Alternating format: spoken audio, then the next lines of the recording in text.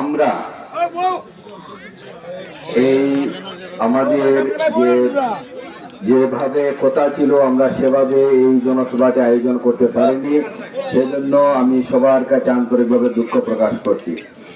সম্মানিত আজকের এই নির্বাচনী জনসভার সম্মানিত সভাপতি, মঞ্চে ভবিষ্য বাতি বাংলার কৃতি সন্তান, ৭১-এর রণাঙ্গনের বীর মুক্তিযোদ্ধা, আমাদের সবার শ্রদ্ধাভাজন নেতা জননেতা জনাব নাসিরউদ্দিন চৌধুরী, মঞ্চে ভবিষ্য সাবেক বিচারপতি, সাবেক সাংসদ শ্রদ্ধেয় বড় ভাই মিসবাউদ্দিন চৌধুরী রুমি, মঞ্চ ভবিষ্য জমিয়তে উলামায়ে ইসলামের কেন্দ্রীয় যুগ্ম মহাসচিব শ্রদ্ধেয় বড় ভাই ডক্টর মৌলানা শোয়েব আহমেদ, মঞ্চ ভবিষ্য শ্রদ্ধেয় বড় ভাই দিরাই উপজেলা বিএনপির সাবেক সাধারণ সম্পাদক কারা নির্যাতিত নেতা আব্দুর রশিদ চৌধুরী, মঞ্চ ভবিষ্য যুক্তরাজ্য বিএনপির যুগ্ম সাধারণ সম্পাদক সাবেক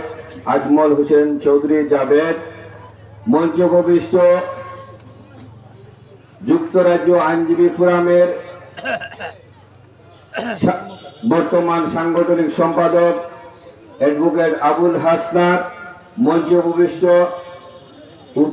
পৌর বিএনপির আহ্বায়ক মিজানুর রহমান মিজান, উপজেলা বিএনপির যুগ্ম আহ্বায়ক হুমায়ুন কবির তালুকদার, উপজেলা বিএনপির সাবেক যুগ্ম সম্পাদক আমিরুল ইসলাম, উপজেলা বিএনপির সিনিয়র সহসভাপতি বাচ্চু ভাই সহ নেতৃবৃন্দ এবং আমার সম্মুখে উপস্থিত মুরব্বিয়ান এবং যুবক ভাইয়েরা, আসসালামু আলাইকুম ওয়া রাহমাতুল্লাহ এবং হিন্দু ভাইদের প্রতি আদাব রইল।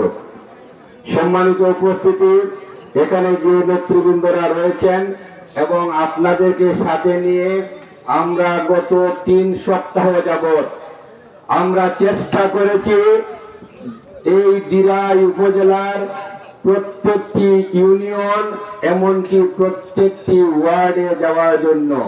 আমরা কতটুকু যেতে পেরেছি না যেতে পেরেছি এটা সাধারণ মানুষ বিচার করবেন। এখন আমি আপনাদেরকে একটি কথা জিজ্ঞেস করতে চাই, সেই কথাটি হলো,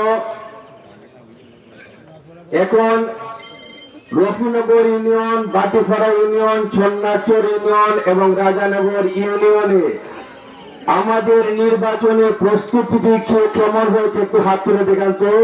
এই বাটির ৩ ইউনিয়ন, আমাদের পুরো পশ্চিমের ৩ ইউনিয়নে আমাদের নির্বাচনী প্রস্তুতি সন্তুষ্টজনক। আপনারা কি সন্তুষ্ট? সন্তুষ্ট। এখন Kulanj union, Taral union, Jagadal union, Karimpur union এবং পুরাইশ্বরমঙ্গল ইউনিয়নে আমাদের নির্বাচনী প্রস্তুতি কেমন হয়েছে একটু হাত তুলে দেখান তো সবাই। এই 5 ইউনিয়নে আমাদের নির্বাচনী প্রস্তুতি মোটামুটি সন্তোষজনক। বন্ধুগণ, আমরা চেষ্টা করেছি